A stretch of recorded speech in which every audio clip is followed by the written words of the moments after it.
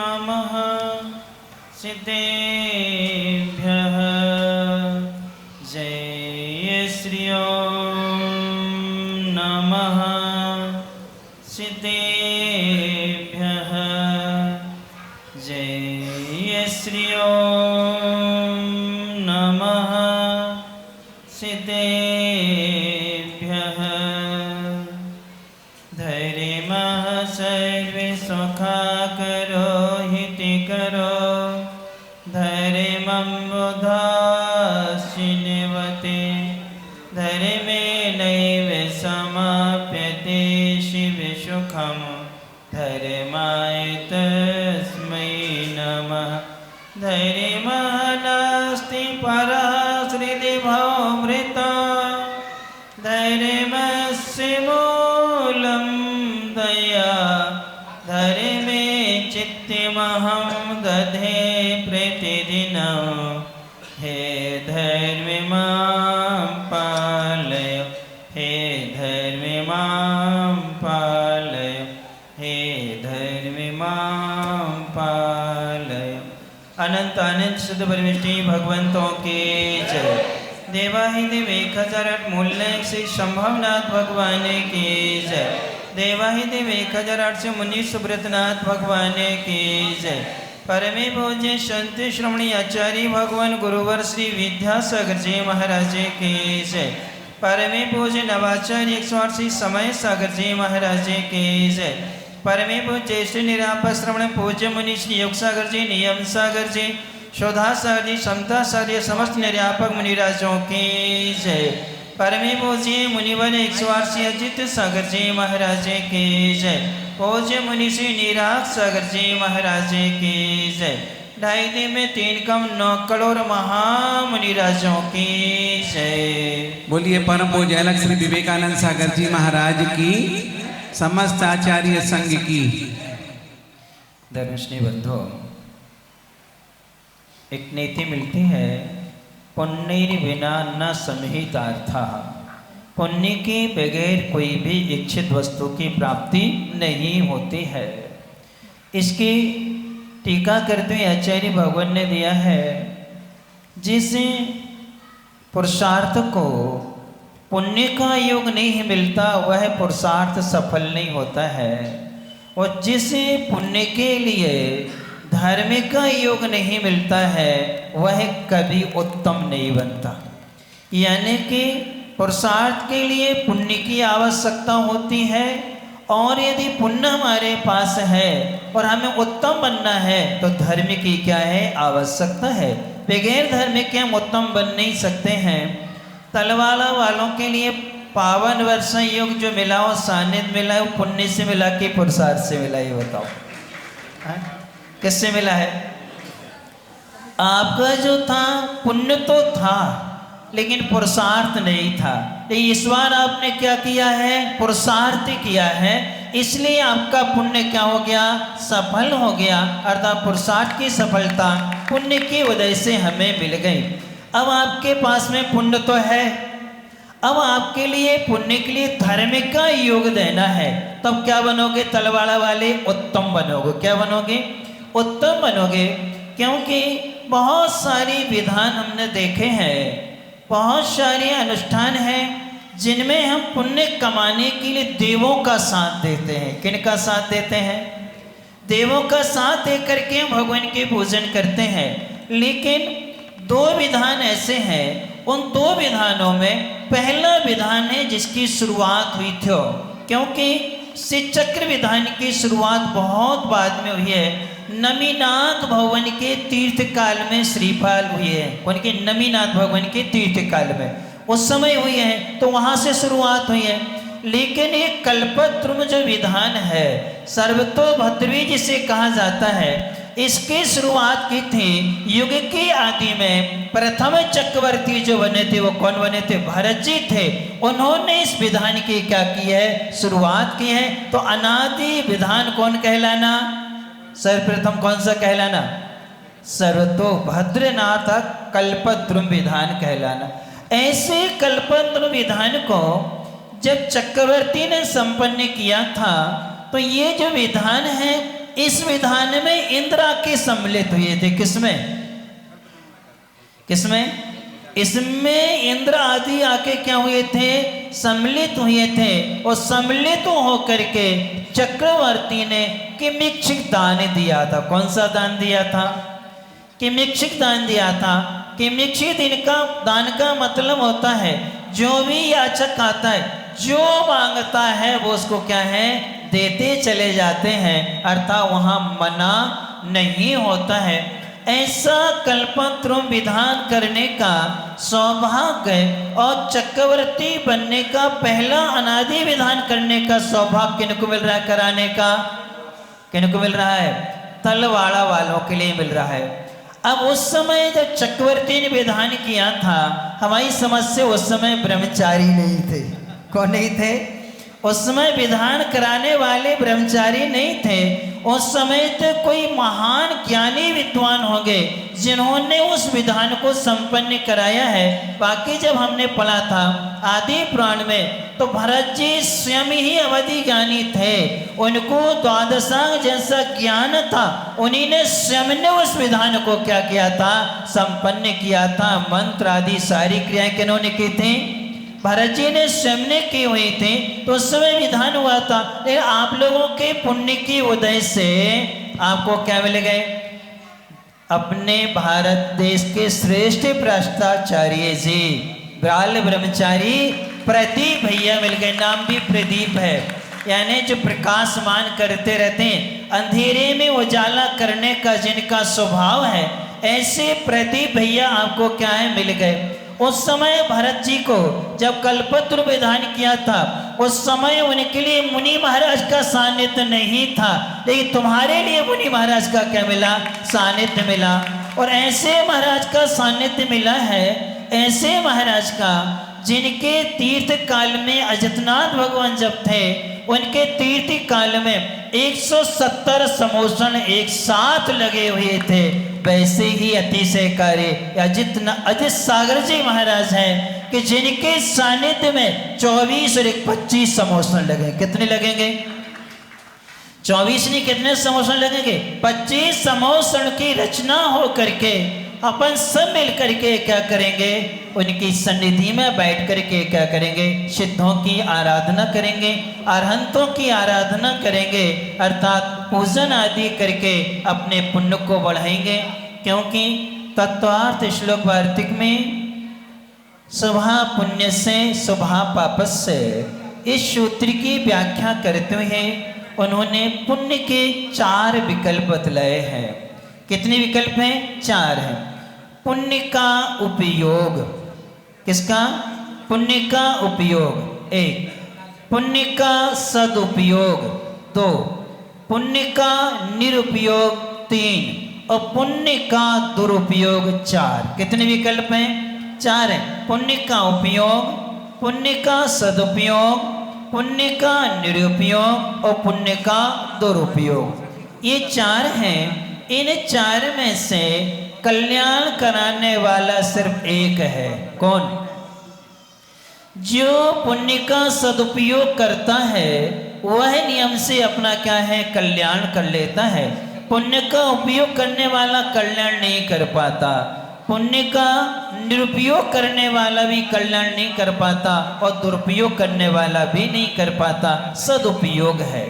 अब अपन देखें कि पुण्य का उपयोग, इसको समझने के लिए चारों चीजों के लिए आपकी जो चक्षु इंद्री है, ये चक्षु इंद्री से सामान्य रूप से देखना, अवलोकन करना, ये पुण्य का उपयोग है। क्या है? पुण्य का उपयोग है। यानी चक्षु इंद्री का क्या हो गया, ये उपयोग हो गया।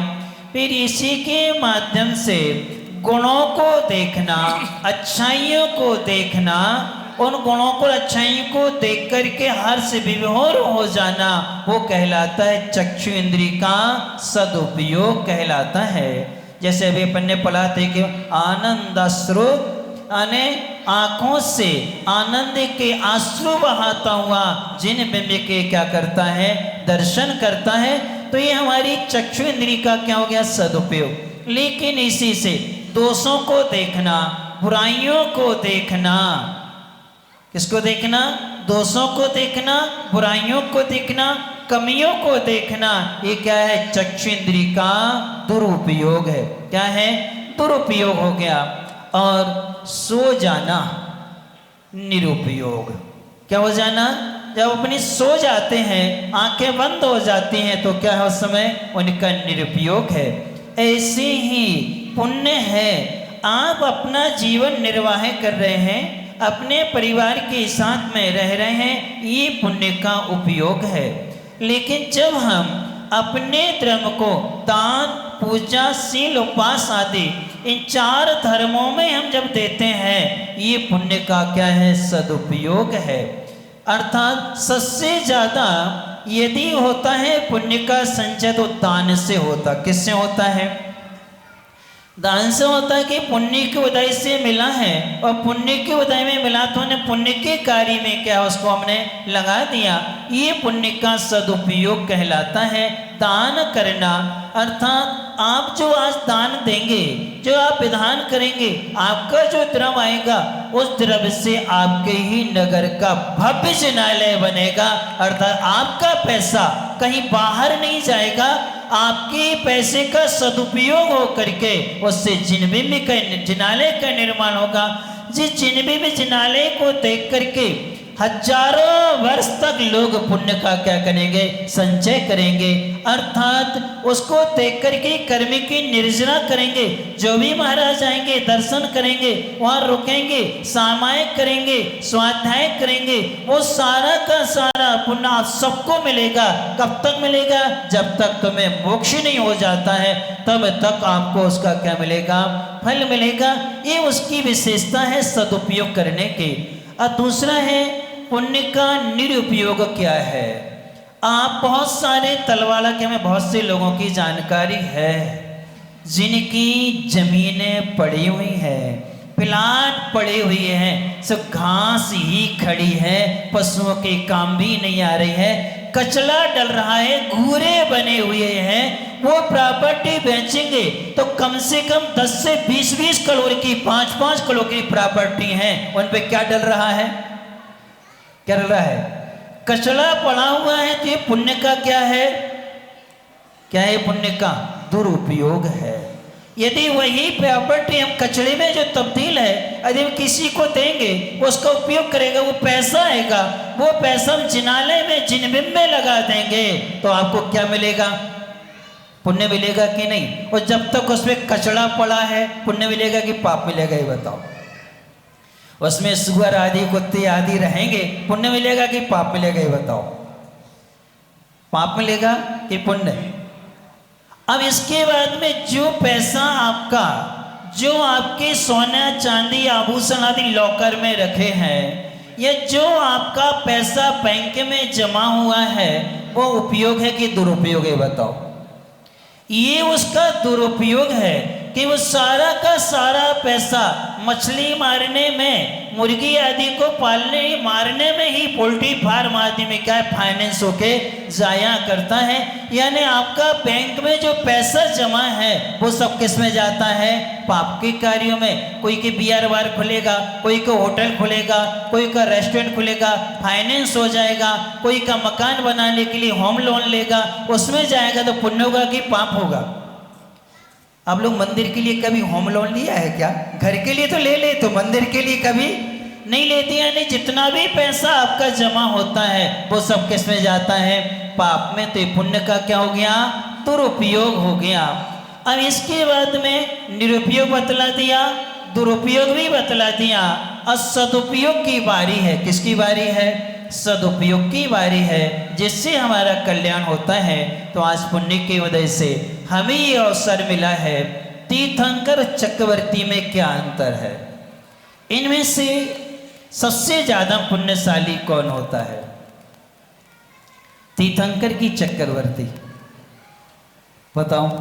तीर्थंकरों के 9 निधि 14 रत्न नहीं होते, लेकिन चक्रवर्ती के पास में 9 निधि 14 रत्न होते हैं। तीर्थंकर बनते हैं साधना से, तप से। किससे बनते हैं? साधना से और तप से बनते हैं। चक्रवर्ती तप के साथ में दान से बनते हैं। किससे बनते हैं? तप के साथ में उनके लिए पद मिलता है, लेकिन वो दान करते हैं तब क्या बनते हैं? चक्रवर्ती बनते हैं। पक्का है तलवाड़ा में जितने भी श्रावक हैं, तुमने पूर्व में कुछ तप भी किया था और तप करके दान दिया था, तभी तो तुम उच्च कुल मिला है। ऐसे जिनाइल और जिनबिंबी की प्रतिष्ठा कराने का क्या मिला है? अवसर मिला है। इसलिए पूर्व में अच्छे कार्य करके पुण्य की वजह से हमने दोनों चीजें पाई हैं, तो इस समय भी पुण्य के कार्य में करना है। क्योंकि दो प्रकार के खेल होते हैं, आप लोगों ने खेले होंगे या नहीं खेले हों। एक फुटबॉल का खेल होता है, एक वॉलीबॉल का खेल होता है। फुटबॉल के खेल में क्या होता है? गेंद को पैर से ही मारा जाता है। जिसके पास जाएगी वो क्या करेगा? लात मारेगा। हाथ उसमें कोई लगाता नहीं है। और वॉलीबॉल के खेल में जो गेंद आती है वो किस में ली जाती है? हाथों हाथ में ली जाती है, पैर से कोई से ताड़ित नहीं करता। तो बस ये उदाहरण समझ लो, पुण्य का उदय वॉलीबॉल का खेल है। किसका?